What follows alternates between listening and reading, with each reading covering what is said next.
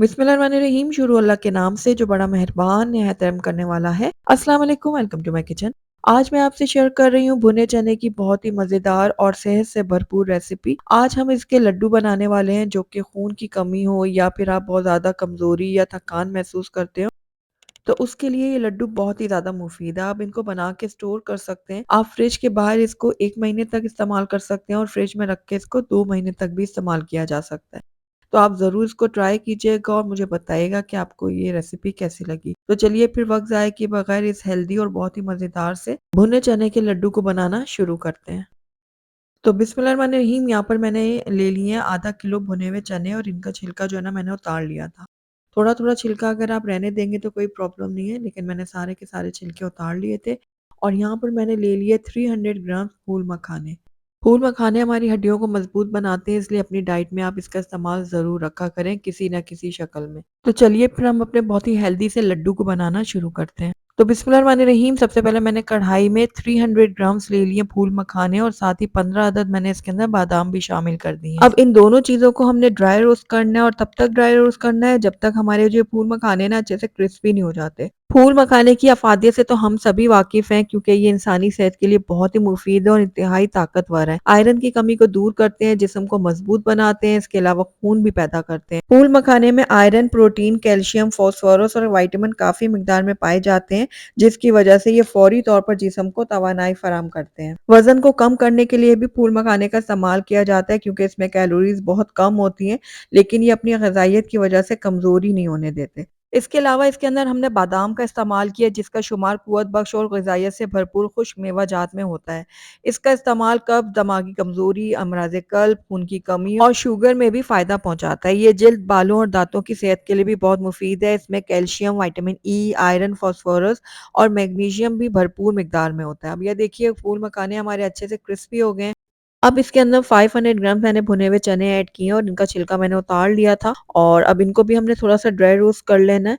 भुने हुए चनों को protein, fibre, calcium, copper, magnesium, folate, मादनियात और फैटी एसिड का हैरत अंगेज़ ज़रिया कहा जाता है। भुने हुए चने आँखों की सेहत को बेहतर बनाते हैं, क़ुव्वत मदाफ़ियत बढ़ाते हैं, आयरन की कमी को दूर करते हैं, हाज़मे में मददगार साबित होते हैं, ब्लड शुगर को कंट्रोल करते हैं, दिल को मज़बूत रखते हैं, हड्डियों, जोड़ों को मज़बूत बनाते हैं और इसके अलावा जिल्द की नशो-नुमा भी करते हैं। तो बस ये देखिए कुछ देर के लिए मैंने चनों को भी भून लिया था। चने हमारे पहले ही भुने हुए थे, इसलिए हमें इसको बहुत ज़्यादा भूनने की ज़रूरत नहीं पड़ेगी, हल्का-हल्का सा मैंने भुना है। अब बस हल्का-हल्का सा इनको हम ठंडा होने देंगे, उसके बाद हम इसको ग्राइंड कर लेंगे।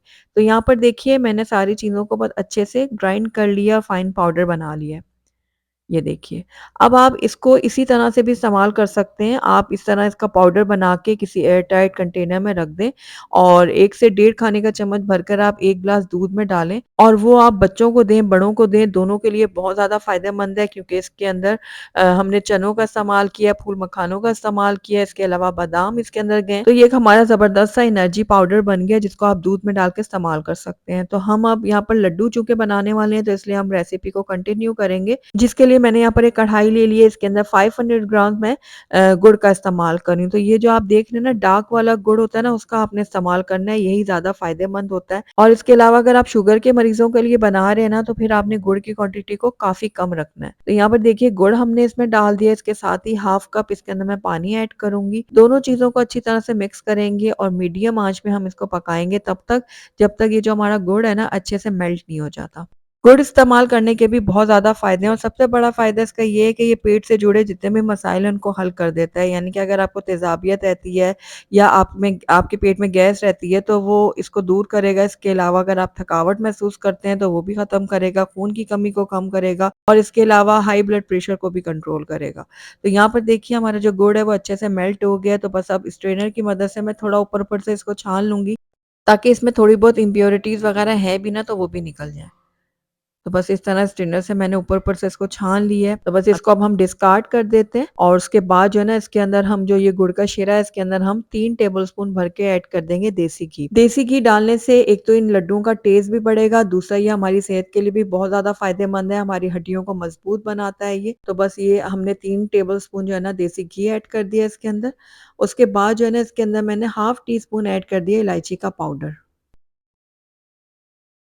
इलायची के पाउडर को हम थोड़ा-सा मिक्स करते हैं और ये हमारा ज़बरदस्त सा जो शीरा है ना गुड़ का रेडी हो गया है।